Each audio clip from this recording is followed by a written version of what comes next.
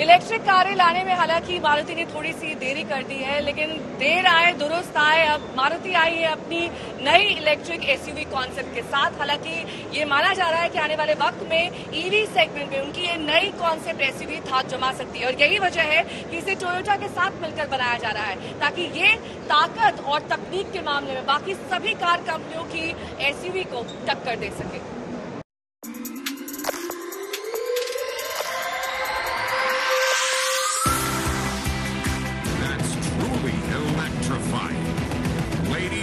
Gentlemen, presenting for the first time, the electric EVX.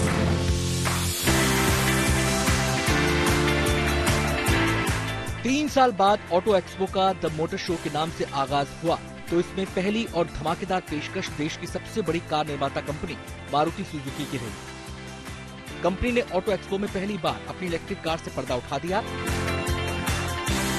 देश में सबसे ज्यादा कारें बेचने वाली मारुति इलेक्ट्रिक कार के मामले में फिसड्डी है और अभी तक कंपनी के पिटारे में कोई इलेक्ट्रिक कार नहीं है। लेकिन अब EVX एसयूवी के कॉन्सेप्ट को पेश करके मारुति सुजुकी ने इस सेगमेंट में भी जल्द आने का बिगुल बजा दिया है।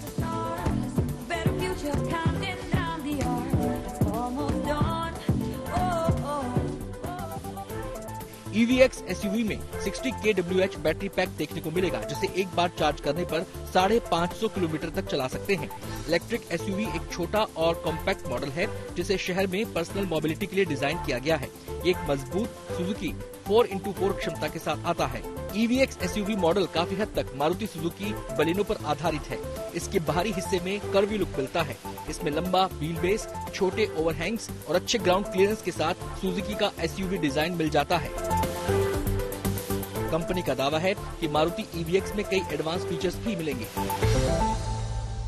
This is Suzuki's first vehicle which is built on a born EV platform. Born EV platform means it's a platform which is not modified of an existing ICE vehicle but has been from ground zero built up so that's to provide the maximum in terms of creating the EV architecture both in the interior and the exterior.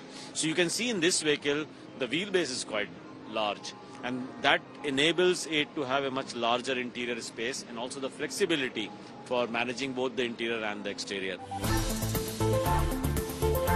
Concept EVX भविष्य के electric model के लिए company के vision का हिस्सा है। इस segment में एंट्री के लिए मारुति सुजुकी ने ऐलान किया है कि वो नए वाहनों के उत्पादन के लिए 10,000 करोड़ रुपए का निवेश करेगी।